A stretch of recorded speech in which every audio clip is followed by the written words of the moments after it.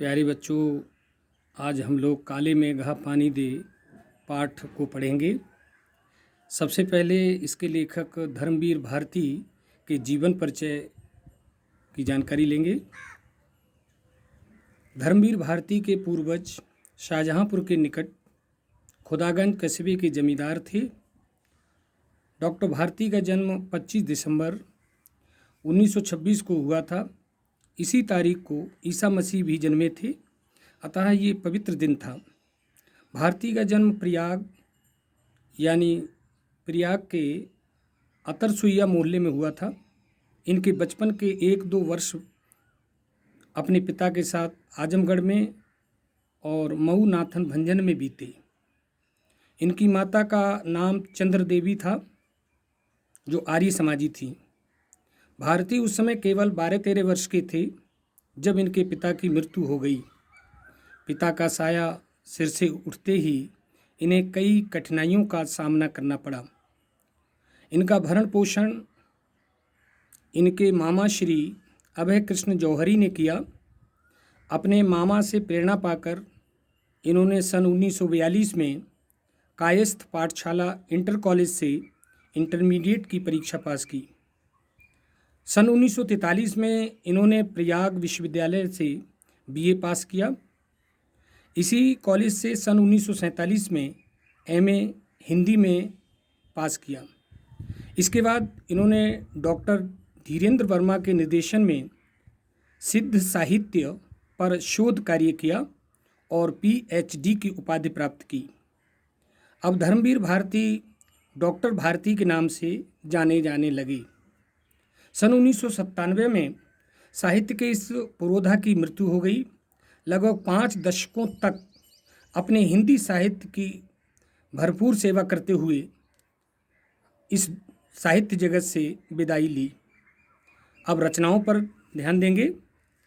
धर्मवीर भारती ने उपन्यास, एकांकी, कहानी, निबंध, गीति नाट्य आदि लिखे। अपनी लेखनी से इन विधाओं को समृद्ध भी किया। इनकी लिखी रचनाएं इस प्रकार हैं। सबसे पहले कविता संग्रह देखें, कनुप्रिया, 7 गीत वर्ष, ठंडा लोहा। कहानी संग्रह हैं बंद गली का आखिरी मकान, चांद और टूटे हुए लोग। उपन्यास हैं गुनाहों का देवता, सूरज का 7वां घोड़ा, 11 सपनों का देश। एकांकी हैं नदी प्यासी थी, नीली झील, आवाज़ का नीलाम, संगमरमर की रात, सृष्टि की का आखिरी आदमी। निबंध हैं कहनी अनकहनी, ठेले पर हिमालय, पश्यंती। संस्मरण हैं आत्मकथा, नवलेखन माध्यम में, एक घृणा अनेक आयाम। गीति नाट्य हैं अंधा युग। इन्हें प्रमुख सम्मान प्राप्त हुए हैं। वैसे तो डॉक्टर धर्मवीर भारती को अनेक पुरस्कार प्राप्त हुए हैं। उनकी प्रतिभा को सिद्ध करते हैं कि वे एक महान साहित्यकार थे। इनमें पद्मश्री, व्यास सम्मान तथा साहित्य के कई अन्य राष्ट्रीय पुरस्कार शामिल हैं। इनके जीवन की साहित्यिक विशेषताएं भी अनूठी हैं।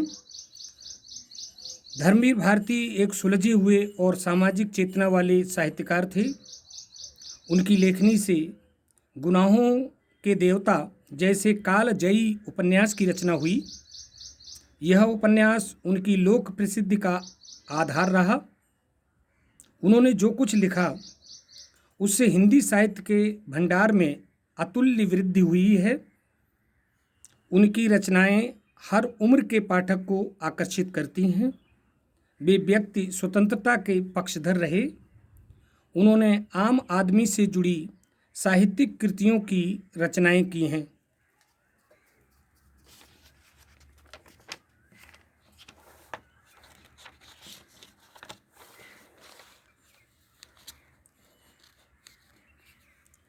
अब देखते हैं पाठसार, काले मेघा पानी दे।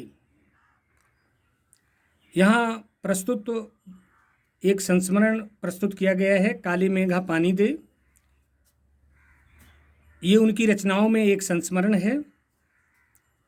लोक प्रचलित विश्वास और विज्ञान के द्वंद्व का सुंदर चित्रण है। विज्ञान का अपना तर्क है और विश्वास की अपनी सामर्थ्य। इसमें कौन कितना सार्थक है, यह प्रश्न पढ़े लिखे समाज को उद्वेलित करती ही रहती हैं। इसी दुनिया को लेकर लेखक ने पानी के संदर्भ में प्रसंग रचा है।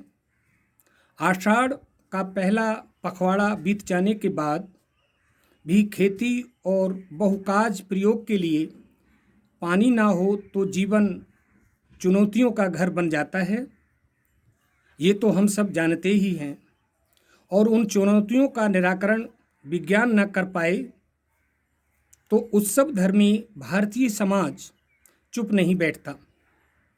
ये किसी जुगाड़ में लग जाता है, प्रपंच रचता है और हर कीमत पर जीवित रहने के लिए अशिक्षा और बेबसी के भीतर से उपाय और काट की खोज भी करता है। लेखक ने अपने किशोर जीवन के इस संस्मरण में दिखलाया है कि अनावृष्टि दूर करने के लिए गांव के बच्चों की इंदर सेना द्वार द्वार पानी मांगने चलती है और लेखक का तर्कशील किशोर मन भीषण सूखे में उसे पानी की निर्मम बर्बादी के रूप में देखता है। इसे किशोर का मन का जो वितर्क है, वैज्ञानिक तर्क ही कहना चाहिए। और विज्ञान विषय की इतने दीर्घ काल तक पढ़ाई और विज्ञान उपलब्ध आविष्कारों से अपने जीवन को भौतिक सुख सुविधाओं से भरते रहने के बावजूद इस देश के जनमानस में ऐसी वैज्ञानिक दृष्टि का न जन्म पाना अफसोसजनक ही कहा जा सकता है। पर जनता के सामूहिक चित्त में बैठे विश्वासों का क्या करें, जिनसे संचालित होने वाले कुछ लौकिक कर्मकांड संस्कृति की घटना के रूप में हमें लगते हैं। यदि वे विश्वास प्रत्यक्षतः जानलेवा या नस्ल, जाति, मजहब और लिंग के आधार पर किसी समुदाय के लिए उपकारी हैं, तब तो उन्हें अंधविश्वास कहकर उनका शीघ्र अतिशीघ्र निराकरण ही एकमात्र कर्तव्य है।